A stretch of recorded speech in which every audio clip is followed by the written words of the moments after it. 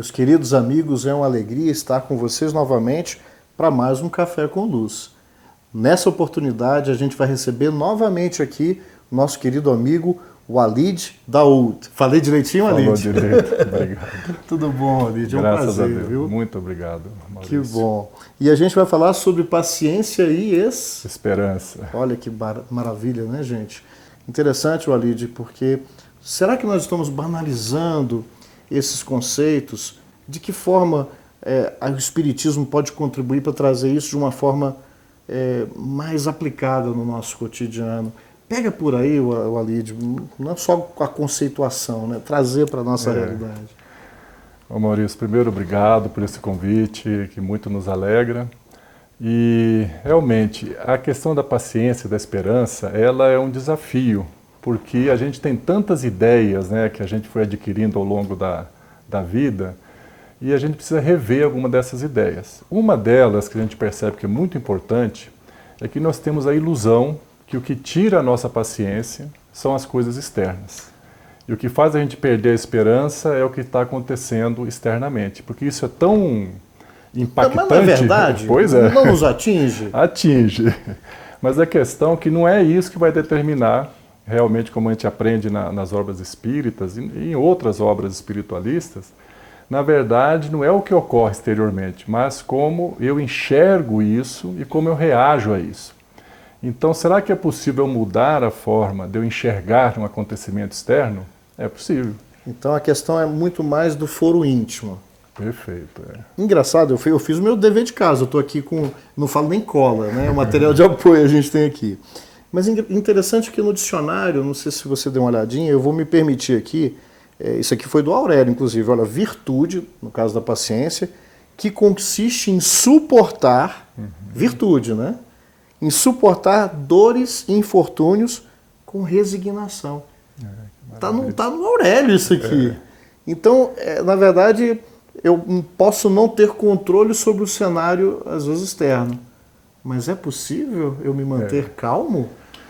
Isso, Maurício, um dos ensinamentos de Jesus que eu acho assim, mais extraordinários e que tem assim, me ajudado muito nesse trabalho interno, é quando Jesus falou no Sermão do Monte, que está no Evangelho de Mateus, capítulo 6, depois que ele ensinou a prece o Pai Nosso, ele fez um pronunciamento assim, de uma importância tão grande, mas assim que é um potencial transformador da nossa vida, que ele disse o seguinte: a candeia do corpo são os olhos. Se os teus olhos forem bons, todo o teu corpo ficará iluminado.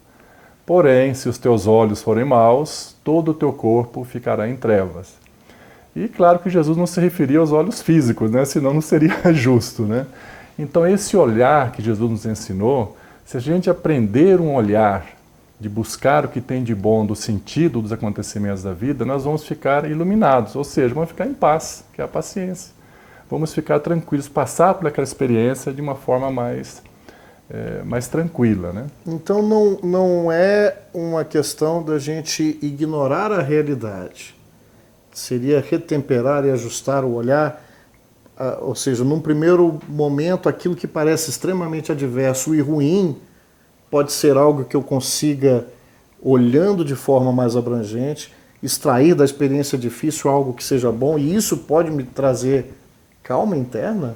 É forçação de barra da minha parte aqui, eu estou fazendo assim, mas é verdade, Walid. Você colocou de uma forma que fez lembrar um exemplo, uma história de um amigo, que foi muito interessante essa narrativa dele. Ele contava que o pior momento da vida, do dia dele, o pior momento, que ele tirava a paciência, que ele perdia a esperança, era a hora do almoço, que ele tinha que pegar o trânsito para buscar o filho dele na escola.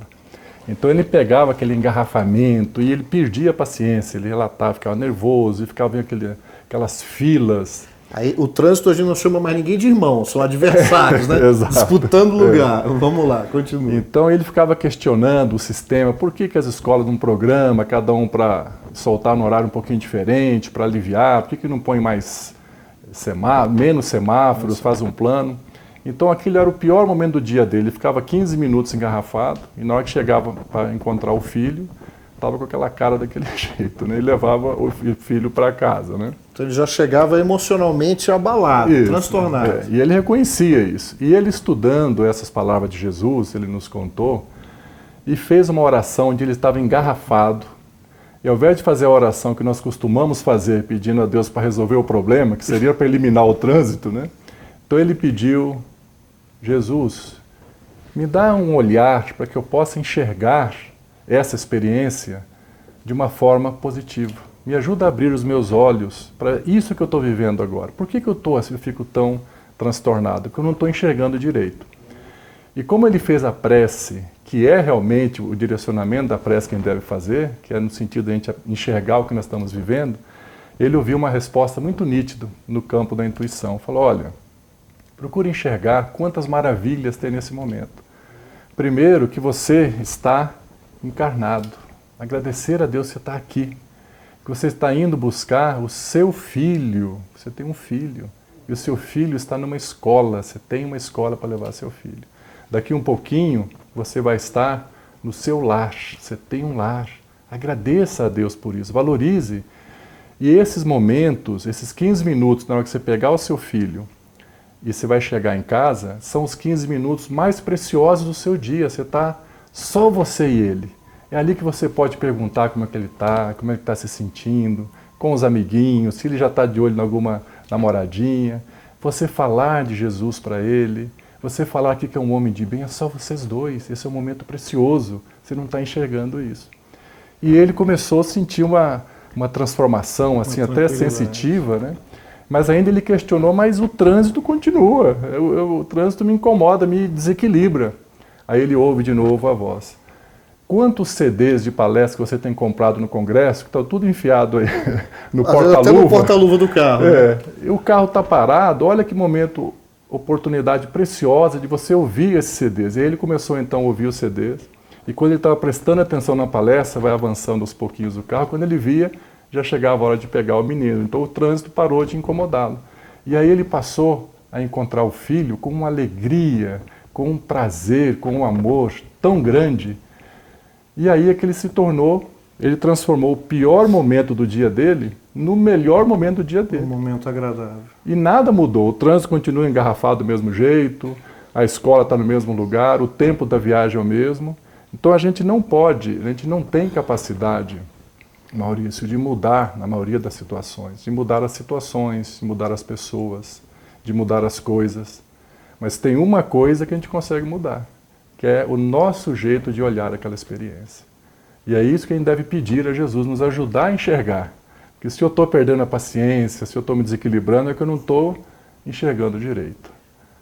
Eu acho fantástico, me perdoe assim, eu estou aqui assim, extasiado, porque o exemplo é simples.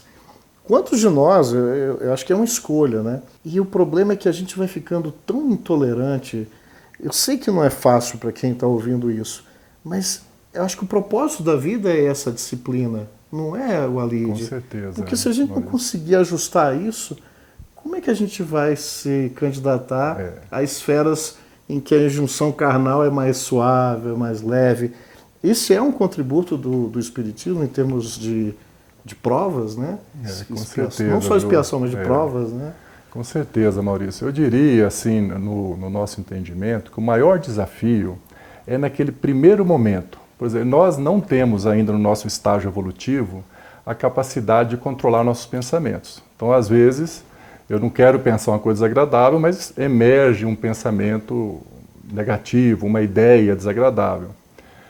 Mas a questão é o que fazer com esse pensamento. Então, tem uma mensagem no livro Missionários da Luz, do espírito André Luiz, a mediunidade abençoada do Chico Xavier, que diz assim, que eu acho assim muito simbólico para nos ajudar, assim, quando vem um pensamento que eu não queria, mas ele veio, o que eu faço com isso, né?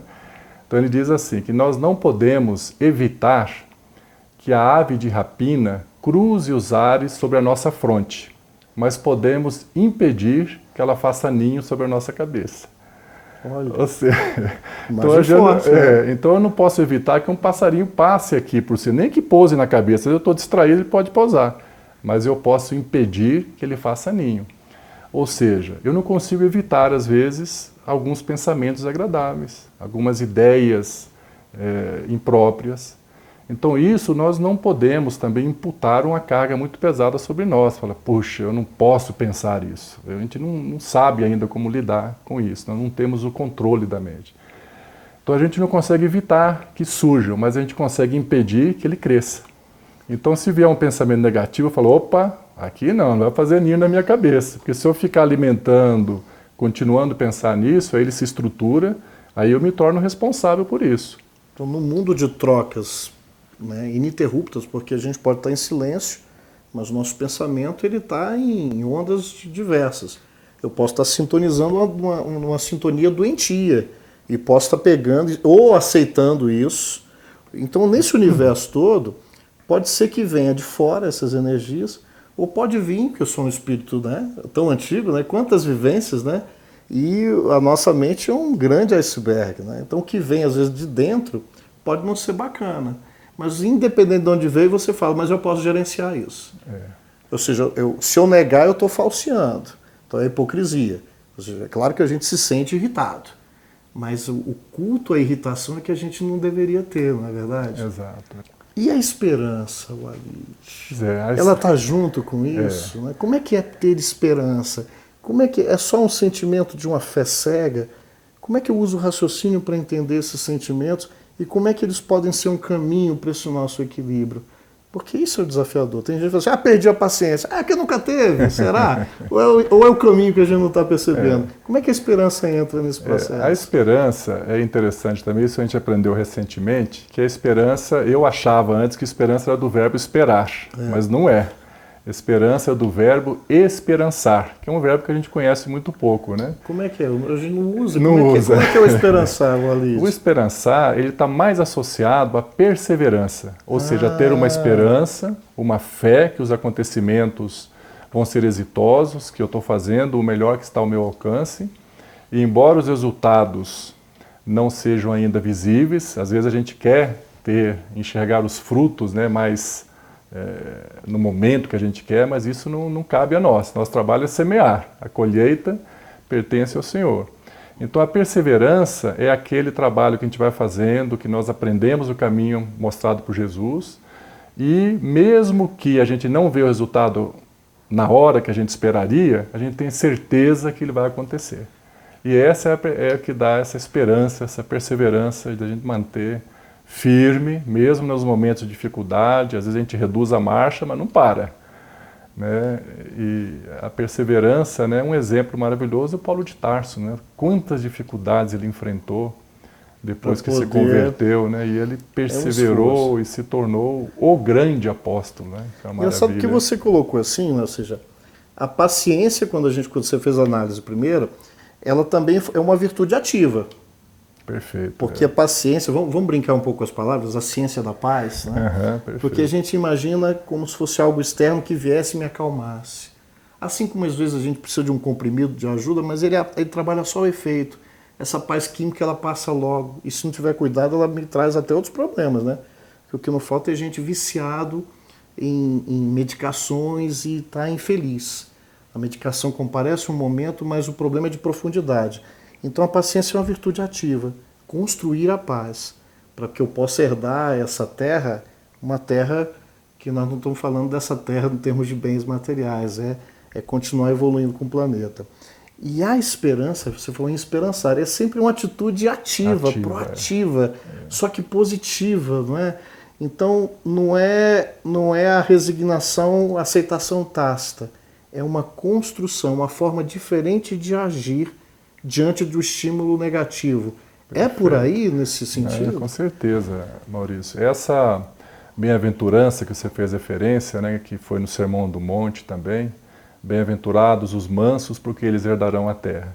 Então, o Espiritismo nos ajuda a compreender o sentido dessas palavras de Jesus, que a terra está num processo de transformação, né, de um mundo de muito sofrimento, de expiação, para um estágio de regeneração, onde vai prevalecer mais a paz. Mas o que vai mudar no mundo? A mudança, na verdade, é dentro de cada um de nós. Então, quando a maioria de nós, seres humanos, tiver realizado a transformação do seu mundo interno para um mundo de regeneração, então a Terra vai ser alçada à categoria de mundo de regeneração.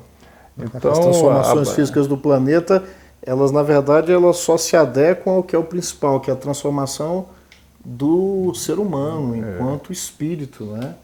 Então, herdar a Terra, nós vamos herdar a Terra que nós vamos construir. Cabe a cada um de nós, uma reforma extraordinária que Jesus está fazendo na Terra, mas os operários dessa reforma somos nós mesmos. Né?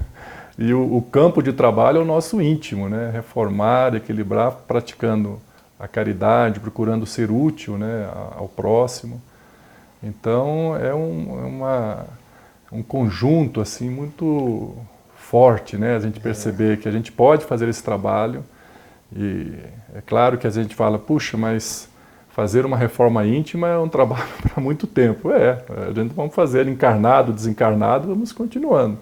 Mas a cada encarnação a gente tem que procurar avançar o máximo possível, né? Então, nessa medida eu posso observar as situações desafiadoras no lar, na sociedade, no ambiente de trabalho, como oportunidades para que eu possa exercer esses valores para acrisolar. Porque eu tenho até uma colega minha que fala assim, eu não peço mais paciência para Deus. Eu falei, mas por quê?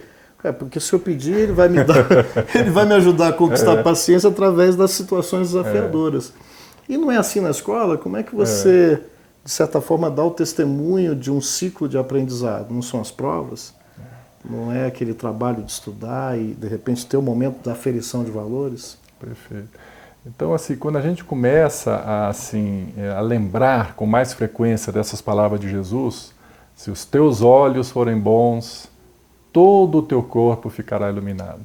Então, quando a gente está numa situação de incômodo, de contrariedade, que está perdendo a paciência, é lembrar disso e falar, não estou enxergando bem.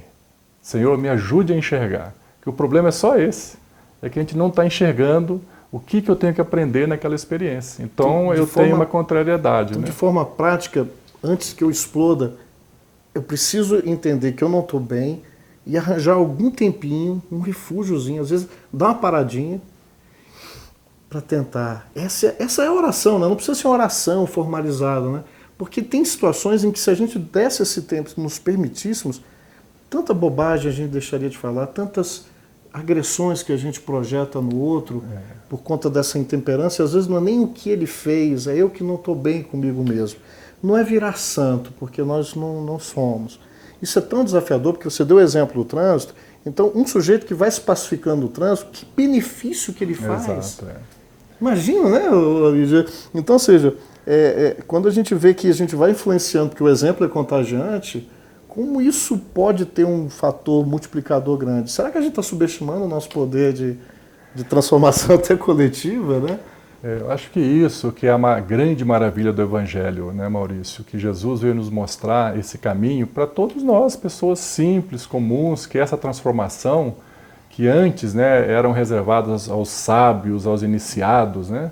Os santos, os tão santos, distantes, né? Então agora o Evangelho está chegando para a gente, assim, olha, no nosso dia a dia, todos nós, na experiência do lar, na experiência do trabalho, eu também vivenciar a paciência, a esperança na sociedade. Então é uma possibilidade real no nosso dia a dia, não é um projeto que eu tenho que me isolar da sociedade para virar um monge para atingir aquela iluminação. Eu acho que isso é a grande maravilha do Evangelho, né? Trazer. Jesus não propõe isso, né, que a gente tenha uma vida isolada, uma vida nem de pobreza. Vive a vida do jeito que Deus preparou e vivencia o Evangelho. Onde você estiver, com a família que você tiver, no local de trabalho que você tiver, com os amigos que tiver, fazer o melhor que está ao nosso alcance, né? A gente falava que a esperança, ela, como é que era no Evangelho? Ela é filha da fé, né? Ela é filha da fé.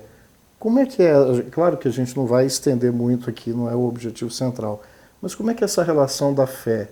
Uma fé que não está ligada só a crer. Como é que é isso ali, dentro da proposta evangélica, na leitura espírita? Qual é essa relação da esperança com a fé? Como é que é essa construção? A fé, né, no Evangelho segundo o Espiritismo, né, a fé transporta montanhas, né, aquele capítulo, fala que a fé sincera e verdadeira, ela é sempre calma, porque ela faculta a paciência que sabe esperar. Então, por que ela sabe esperar? Porque ela tem certeza que vai alcançar o objetivo almejado. É uma questão de tempo. Então, é que talvez a ansiedade da gente querer ver os resultados que nos gera esse desequilíbrio. Né? Vamos falar, eu não sou da área de agricultura, não, mas me disseram que quem vai plantar café, você não colhe que nem você colhe alface. Se o alguém, tempo é por favor, diferente. nos ajude, Né? é diferente. Será que essa fé, é por isso que tem que comparecer o raciocínio? Eu confio porque eu tenho esclarecimento, porque eu tenho a certeza, não é que eu creio, eu tenho a certeza na providência divina, então é a confiança em Deus, mas confiança também na nossa capacidade de construir um cenário mais positivo, mesmo que eu esteja, você falou em reforma da obra, né? Eu até vi um exemplo seu. Então ela está ligada a isso porque às vezes a ansiedade é porque você, olha, mas não é agora. E às vezes eu não controlo esse tempo que vai fazer. E a fé, por aí também. Com certeza, Maurício, porque a fé também tem uma fé que é muito importante a gente ter a convicção no nosso dia a dia que nós não estamos no comando, que existe um comando espiritual, que Jesus é o governador espiritual da Terra, efetivamente, que tem uma pleiade de espíritos superiores que controlam as sociedades, os grupos familiares, e que nós fazemos parte de uma estrutura extraordinária de coordenação do mundo espiritual, onde cabe a nós fazer a nossa parte. Mas quem está no comando são espíritos de luz. Então isso nos comando geral que você está falando. Os comando geral, Então isso, a gente lembrar disso, nos acalma, né? Porque às vezes a gente tem a ilusão que nós precisamos controlar tudo, que nós estamos no comando. Nós estamos no comando do que compete a nós fazer. Isso está inserido no comando de Jesus. Né? Eu fico imaginando esses seres superiores, é só a imaginação que eu não tenho, é uma ousadia, né? Mas eles devem olhar para a gente e falar assim, mas esses meninos, eles não estão dando conta. É para cuidar, olha, a missão deles, se eles fizessem certinho, já em casa, vocês já estão ajudando. E às vezes a gente não está gerenciando os nossos próprios sentimentos, tendo dificuldades em guerras, em conflitos que o Evangelho poderia sanar dentro de casa, e a gente está ansioso porque o governo está descontrolado e tal. Eu tenho que saber o que está na minha esfera de ação. Não é uma alienação em relação ao nosso papel da sociedade. Mas é um pouco por aí, né? Tem um comando maior, faz a tua parte, que a soma dessas partes vão trazer equilíbrio. Com certeza, Maurício. E nesse exemplo que você deu, esse momento que nós estamos vivendo no Brasil e no planeta como um todo, né? Guerras, conflitos, muita corrupção, isso realmente aciona, né, muitas emoções em nós. Se a gente ficar assistindo televisão, a gente tem a impressão que o mundo está colapsando. Então isso realmente causa desesperança, causa tristeza, depressão, e esse tem sido, né, o mal do século, né, a depressão. Por quê? A mesma resposta, nós estamos enxergando direito. Se os teus olhos forem bons, todo o teu corpo ficará iluminado. O Espírito Emmanuel, no livro Encontro Marcado, ele tem uma lição maravilhosa, chama Ante as Crises do Mundo. E ele compara isso que está acontecendo hoje no Brasil e no mundo a uma reforma de uma casa. Então ele diz assim, que a gente mora numa casa durante muitos anos, vai fazendo pequenos reparos e tudo, mas chega uma hora que precisa fazer uma reforma profunda. Então até mesmo a parede que aparentemente está boa, que não precisaria quebrar, não, vamos quebrar, porque ali tem canos de ferro, que não se usa mais canos de ferro, né, que oxidam, soltam aquela coisa vermelha. Os fios elétricos precisam ser trocados, a estrutura de madeira, você que é arquiteto, né, faz reformas, né? Então vai ter que trocar o telhado, apesar de ter apenas poucas goteiras, mas a estrutura de madeira está quase colapsando, precisa tirar tudo. Então o que nós fazemos? Contratamos um engenheiro, um arquiteto, e tem um projeto para fazer essa obra. E o arquiteto vai dizer, olha, está aqui uma equipe qualificada, tem um especialista para a parte elétrica, para a parte de piso, de teto, e o cronograma é 1 ano. Aí a gente sente aquela confiança e começa a obra. Se a gente imaginar um amigo, né, uma visita inesperada, um amigo desavisado, vem nos visitar no meio da obra. Ele só vai ver o caos. Vai ver o caos. Quebrar, destruir, Aí e não está conseguindo ver o resultado final que está sendo projetado. Exatamente. E aí nós vamos falar, calma, eu sei o que eu estou fazendo. Tem um arquiteto aqui com uma equipe que está fazendo um trabalho maravilhoso e quando terminar vai estar muito melhor do que era antes. E, de fato, durante a obra é um transtorno, né? E quando acaba, a gente fica muito feliz com o resultado. E isso está acontecendo na Terra, né? Walid, eu vou te agradecer. Você que vai ficar com gostinho de quero mais, não tem problema. Nós vamos ter outras oportunidades. Eu vou te agradecer os exemplos, o carinho, Eu que agradeço, o Maurício. conteúdo. E vamos pegar esse exemplo de confiança em Deus, que é o grande Senhor, o arquiteto do universo, e Jesus, o nosso governador, que está firme no leme. Vamos contribuir com ele, com mais paz, com mais paciência e mais esperança. Até o próximo Café com Luz.